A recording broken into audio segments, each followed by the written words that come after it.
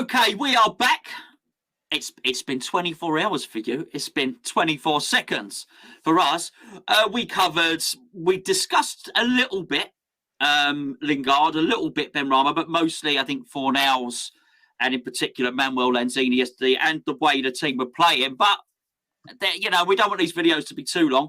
There are a couple of other players that we've got to discuss, and I think one of them is somebody that we were discussing on the phone earlier, which sort of prompted this video, which is Vladimir Coufal, who was absolutely fantastic. And I know you've got some really big opinions on as well. What a signing he's been. So we're going to discuss that. And I would certainly like to get your opinion on Lingard and on Benrahma as well, and in particular, the way the team is playing. Before you do, as ever, if you'd like to support Hammers Chat, you can do so by clicking on the link below, patreon.com/Hammers Chat. From as little as £3.60 per month. You can help us do this full time and you get some additional content as well. There are several different tiers when you click on the Patreon page. Go and check it out. Right, Coufal. Do you remember what you were saying to me on the phone earlier? Well, I think one of the things I said was that, as far as I'm concerned, I think he's been the best right back in the whole of the Premier League this year, bar no one. He does everything. And going into the game against Burnley, the big concern was, what are we going to do about McNeil? He's by far their best player. He's the one that creates all the bullets for Wood to fire. And yesterday, Coufal had him in his pocket, but not only did he have him in his pocket, there was another assist, and he put across 3, 4, 5 really good crosses. On another day, we'd have had a little bit more luck. I mean, this isn't a freak. He's been doing it all season. Grealish has roasted virtually every other right back in the Premier League this season. And Lady in Birmingham. So they say. Allegedly, of course. Yeah, allegedly. But Grealish was absolutely sick of Coufal, and Coufal absolutely dominated him, and Grealish went over to the other side of the park. I know he does it relatively frequently for Villa. With ladies as well. Yeah, but once he went to the other wing, he was in no hurry to come back. McNeil did not get a kick yesterday. Coufal, absolutely, in my opinion, the best right back in the league by a long chalk. Yeah, I mean, he's been quite sensational, really. I've got to be honest with you. I didn't think too much of him in the first couple of games. That being said, he was playing at wing back, where I don't think he's quite as effective. But what I thought he lacks, I mean, he's full of endeavour, he's full of commitment. I don't question his marking or his tackling. I thought he lacked that bit of quality, that little bit of technical ability. But his crossing against Burnley on Monday was just out of this world. It was brilliant. Actually, I don't know if you remember when David Moyes was at Manchester United. He broke all the records, the Premier League records for most crosses in a game. And obviously it didn't work out particularly well for him at Man U, and the fans weren't overly happy because they were used to having Sir Alex Ferguson, who's one of the best managers, if not the best manager of all time, of course. But it was quite clear the identity. He wanted them to cross the ball. And my word, we were clearly under instruction. Benrahma, Cresswell, and in particular Coufal were just under instruction all game to cross the ball and cross it early. And this is against a team, arguably, who are the most comfortable in the league at dealing with crosses. Obviously, we scored from one of them with Antonio. Arguably, we scored from 2 of them with Antonio because the other one was but I'm not sure. I'm not sure that. I'm not positive that Benrahma wasn't aiming for the goal. But whatever, it didn't matter. Both our goals came from wide areas there. It appears to me that even at the ripe old age of 28, David Moyes is maybe even coaching some new skills into him. Well, I think you're right. When Coufal first came, we were playing 5 at the back, and he was being asked to play as a wing back, and I don't think he'd ever played there with Slavia Prague or Czechoslovakia, or Czech Republic or whatever they are now. But he's adapted and he's learning, and one of the things we keep hearing is that Souček and him are both relentless trainers. They're in at the training ground on their days off, bank holidays, all the time, and their understanding is absolutely incredible. But that, you know, his work rate, everything about him is tenacity. Having said that, you know, he's not afraid to put a tackle in, but he's hardly been booked either. And yet, everybody who's faced him, I'm sure, will have come out saying, you know, he's a real hard nut. He's mean. He is mean. Yeah, yeah. So no, I think, you know, if he stays for another couple of seasons, he will be revered in the same way that Julian Dix was, and Tonka, and you know, a few other of our right backs, and of course you know, I've always said personally that I think Billy Bonds' best position was right back, and I never understood how he wasn't picked for England as right back. I've never heard you say that before. You liar. Only a few times over the years, yeah. Yeah, that's true. It was actually, as you saying that and Grandad going on about Andy Gray were two things that, as a family joke. Yeah. Anyway, okay, so Coufal, absolutely outstanding. You think you'll get Hammer of the Year? I don't think he will. I think Souček will get Hammer of the Year, but you know, there are so many candidates. Wonderful, isn't it? Yeah. If Cresswell won it, you'd say no problem. If Rice won it, no problem. Antonio, no problem. Ogbonna, no problem. You know, it really is. It's amazing, really, and rightly so, because you're not going to be challenging for the top 4, top 5 right at the end of the season if you haven't had several good performers. And I do like the way the responsibility has shifted. So as, you know, Antonio's goals sort of dried up. I know they didn't last night. Then Souček started scoring, and then he sort of stopped scoring, and then the centre halves like Dawson and Ogbonna and Diop, you know, got in a few headers. Then Lingard came in and he took over the goal scoring, and I think that's been a real feature. And West Ham. Don't forget Bowen. And don't forget, I did forget Bowen. Okay, right. So we played this fantastic system against Burnley. We had these. Jakey called them the Fabulous Four. When Bowen was warming up, he said, "Dad, do you think they're going to take off one of the Fabulous Four?"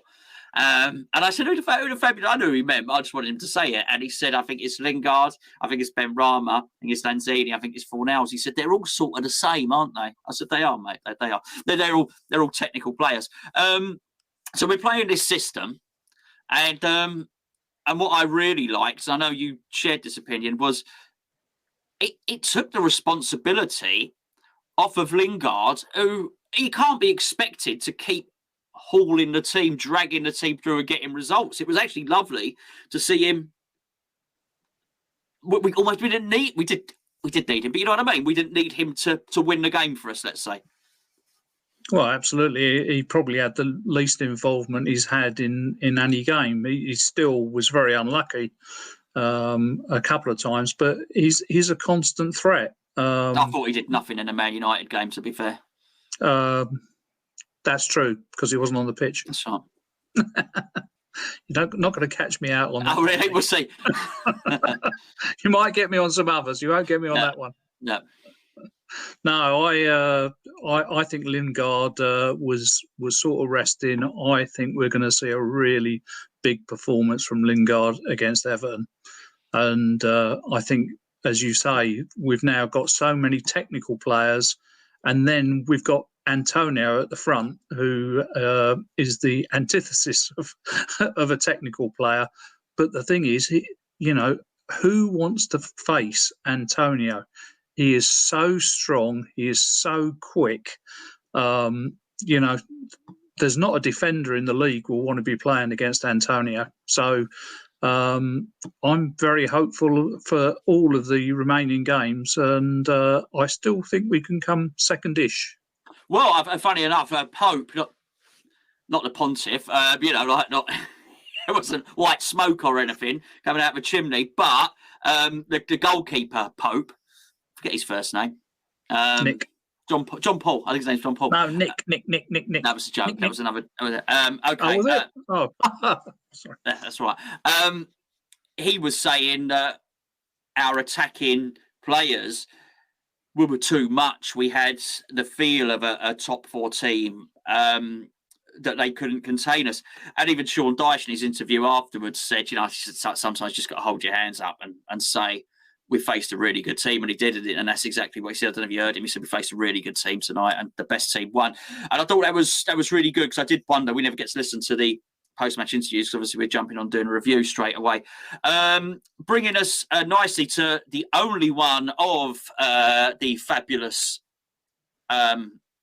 quadruple superhero thingies, which is Quartet. That's the one I was looking for. Benrahma.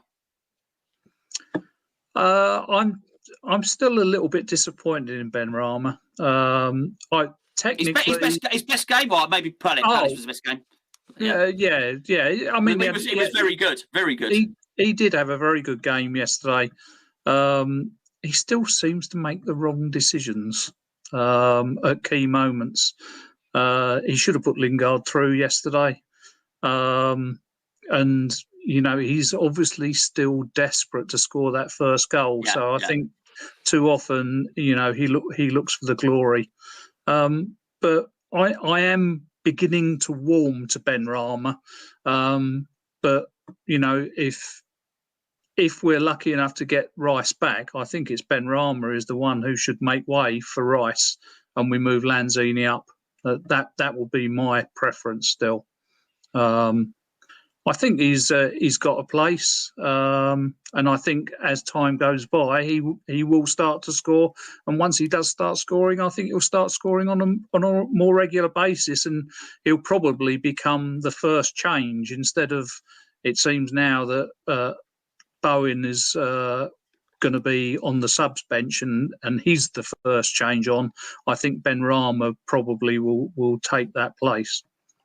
Yeah, I mean, I think as we discussed in yesterday's video, I think Lanzini has probably changed the opinion of David Moyes, or certainly made David Moyes think again that maybe there's a future for him at West Ham. And I do wonder if Benrahma is the same. If he looks at Benrahma and thinks, well, okay, this guy can do something. And for him to decide to start him, he didn't have to. He could have started Bowen, but he started Benrahma for a reason, because he clearly thought he could do the best job there, and clearly he's been doing very well in training. So I don't think Moyes has no faith in him at all. Otherwise, as I say, he just would have played Bowen instead.